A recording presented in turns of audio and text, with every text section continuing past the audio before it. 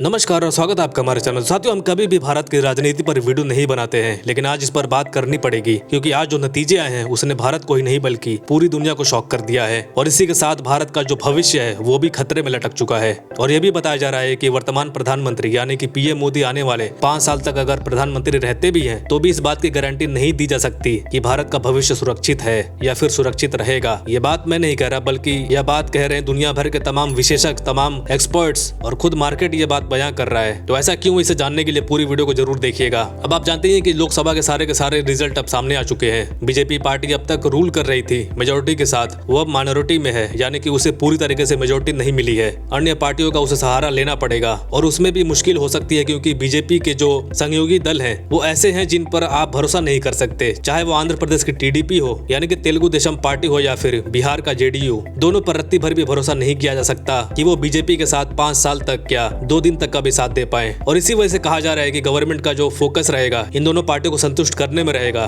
कि ये उनके साथ बंधे रहें। और इसीलिए जो गवर्नमेंट के बड़े बड़े पोर्टफोलियो हैं, यानी कि हम बात कर रहे हैं भारत सरकार के 5 सबसे शक्तिशाली मंत्रालयों की, उनमें से कुछ मंत्रालय इन दोनों पार्टियों को 100% दिए जाएंगे, यानी कि सरकार खुलकर खुद से काम नहीं कर पाएगी। लेकिन एक बार को मान लेते हैं कि इन दोनों पार्टियों पर 100% भरोसा है कि ये 5 साल तक फुल गारंटी के साथ सरकार का साथ देंगे, तब भी यहाँ पर जो बीजेपी पार्टी है इसका फोकस रहेगा वेलफेयर स्कीम पर, क्योंकि रिफॉर्म ये पार्टी कर नहीं पाएंगे क्योंकि इनके पास पूर्ण बहुमत नहीं है। इसके अलावा इस पार्टी की साख जो कमजोर हुई है, इलेक्शन में इसे दोबारा मजबूत करने के लिए ये जो वेलफेयर स्कीम है यानी कि फ्री की चीजें देना, इन पर ज्यादा फोकस रहेगा। इसी वजह से इंफ्रास्ट्रक्चर पर पैसा कम खर्च होगा। इसके अलावा अगर हमें चीन को पछाड़ना है या चीन को टक्कर देना है अर्थव्यवस्था के मामले में, तो उसके लिए वो पॉलिसी रिफॉर्म का करना बहुत जरूरी है। लेकिन माइनॉरिटी की सरकार पॉलिसीज रिफॉर्म नहीं कर पाती है। और इसका मैं आपको एक शानदार उदाहरण भी आज का ही दे देता हूँ कि आज जो टीडीपी पार्टी है यानी कि आंध्र प्रदेश की पार्टी है, उसने डिमांड करी है कि हम बीजेपी को सपोर्ट तभी करेंगे जब वो आंध्र प्रदेश को विशेष राज्य का दर्जा देंगे। और अगर ऐसा होता है तो जो बिहार है जहां की जेडीयू पार्टी है वो भी 100% मांग करेगी। अगर ऐसे में हम इन दोनों राज्यों को विशेष राज्य का दर्जा देते हैं तो हजारों नहीं लाखों करोड़ों का खर्चा आएगा इन 2 राज्यों पर। इससे सरकार पर दबाव पड़ेगा। जो बाकी के राज्य है वहां पर इंफ्रास्ट्रक्चर में इन्वेस्टमेंट हो ही नहीं पाएगा। और जो भी फ्री की स्कीम्स है उनके लिए भी इन दोनों राज्यों को एक्स्ट्रा पैसा दिया जाएगा ताकि ये 2 पार्टियां खुश रहें। अब आप खुद सोचिए कि सरकार जब इस क्षेत्र में इन्हें संतुष्ट करने में लग जाएगी तो रिफॉर्म कहां से होंगे, इंफ्रास्ट्रक्चर पर इन्वेस्टमेंट कहां से आएगा, इकोनॉमी कैसे ग्रो होगी। और इसीलिए कहा जा रहा है कि भारत का जो भविष्य है वो अब बहुत बड़े खतरे में लटक चुका है। यही कारण है कि आप स्क्रीन पर देखिए जो भारत का जो शेयर मार्केट है वो पूरी तरीके से कल को क्रैश हुए हैं। और इस तरह के ह्यूज क्रैश अब तक चीन मार्केट में या फिर यूरोपियन यूनियन के देशों में देखने को मिलता था पिछले कुछ सालों में, लेकिन आज भारत ने भी झेल लिया है। क्योंकि जो इन्वेस्टर्स है, खासकर विदेशी इन्वेस्टर्स, उनको डर ये है कि बिना बहुमत वाली सरकार कहीं कमजोर साबित ना हो जाए, जिससे कि इकोनॉमी पर इफेक्ट पड़े और जिसमें हमने पैसा लगाया है वो सब का सब डूब ना जाए। इसी वजह से इन्वेस्टर्स में डर का माहौल है और मार्केट में भी डर का माहौल है। और अब तो भारत के भविष्य को भी लेकर डर है। और सबसे बड़ा सवाल यह है कि क्या ये सरकार और सरकार के नेताओं में इतना दम है कि ये कोalition की गवर्नमेंट को चलाकर अपने देश को आगे बढ़ा सकते हैं, फिर चाहे वो इंडिया हो या फिर बीजेपी हो।